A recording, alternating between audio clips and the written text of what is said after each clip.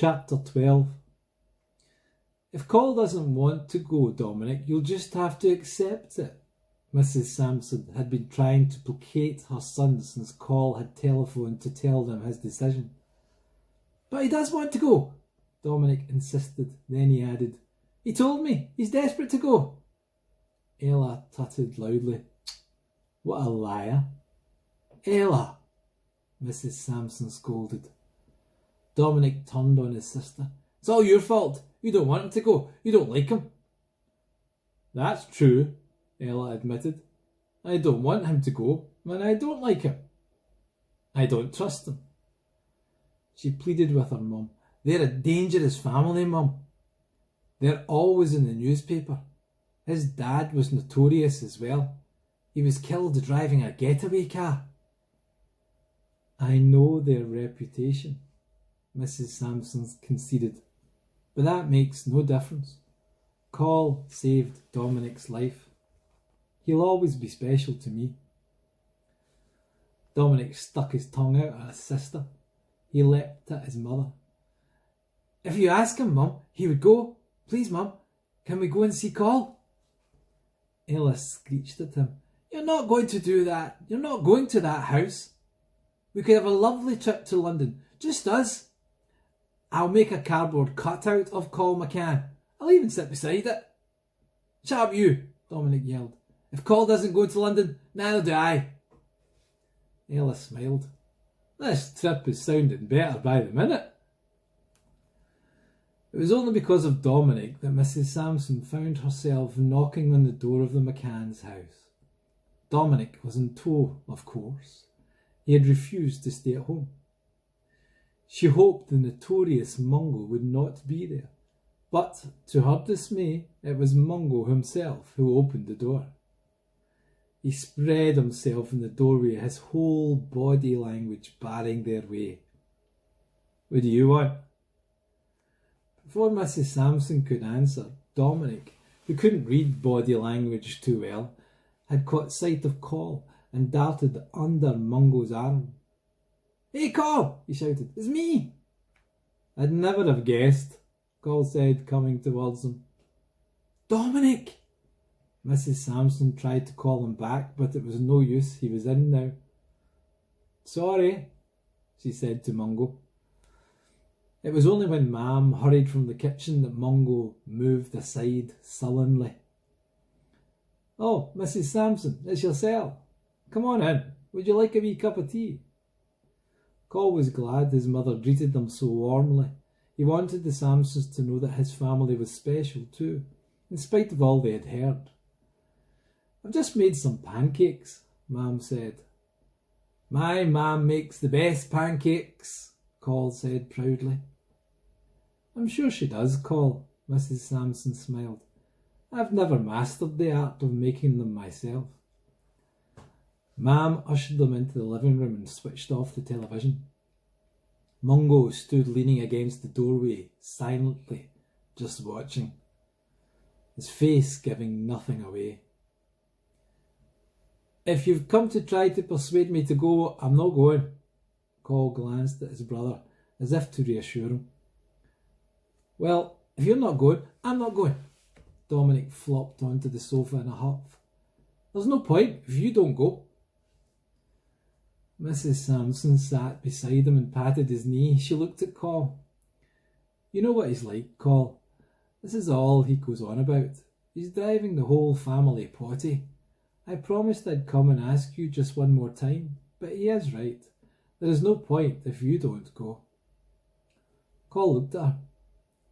She was a really pretty woman, in a pale sort of way, but in the light from the fire she had a golden glow. Her golden hair, her gold earrings, the gold necklet she wore, her gold watch, all gleamed in the firelight and seemed to make her come alive. Mungo was watching her too, probably thinking exactly what Col was thinking. Mrs. Sampson was pretty, beautiful even, but she wasn't a patch on his mam. His mam with her beautiful eyes and her rich warm laughter. She was laughing now, smiling at Dominic. Yes, I've heard some tales about you, Dominic, she said. Please let him go, Mrs. McCann. I'm not stopping him, darling. She turned to Call. Am I, son? Her glance took in Mungo, as if she was waiting for him to say something. Mungo didn't. He remained stonily silent and sombre by the doorway. Mrs. Sampson didn't wait for Call's answer. We all want Call with us.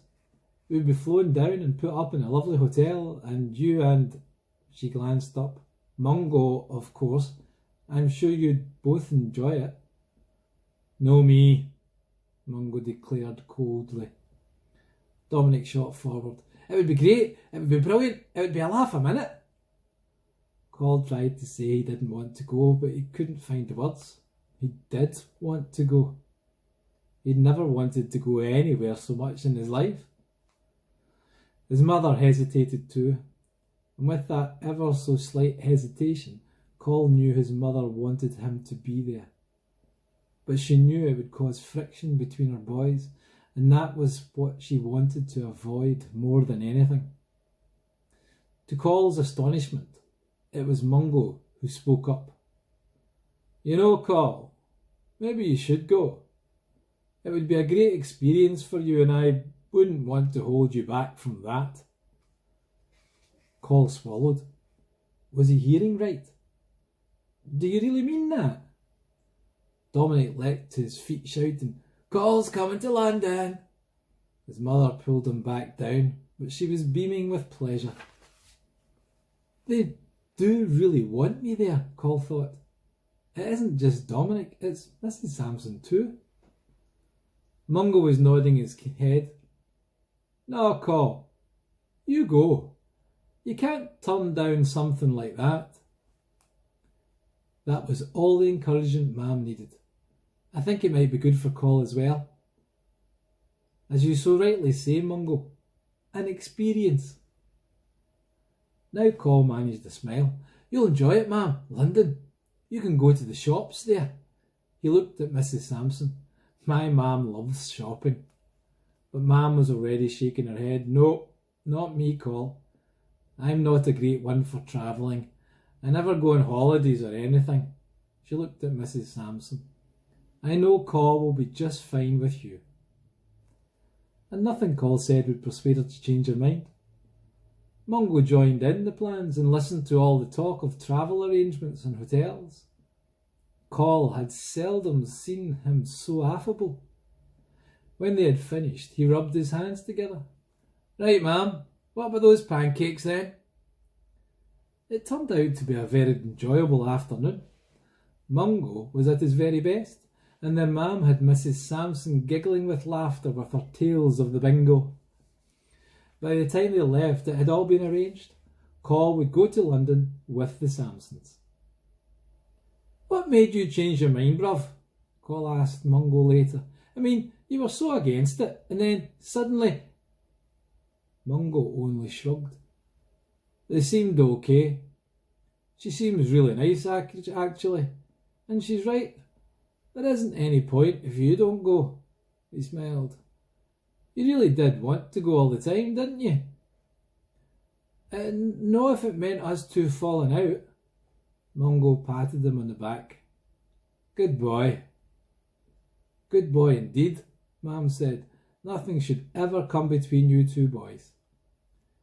She looked long and hard at Call. What are you thinking, Mam? He asked. I'm thinking about what you're going to wear at this do. Call had got a new suit for his granny's funeral only last year. I'll wear that, he said. His mother shook her head. No, indeed, you're not wearing a funeral suit to something like that. No, I'll tell you what you're going to wear.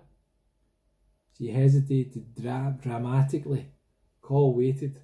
You're going to wear a kilt, she said.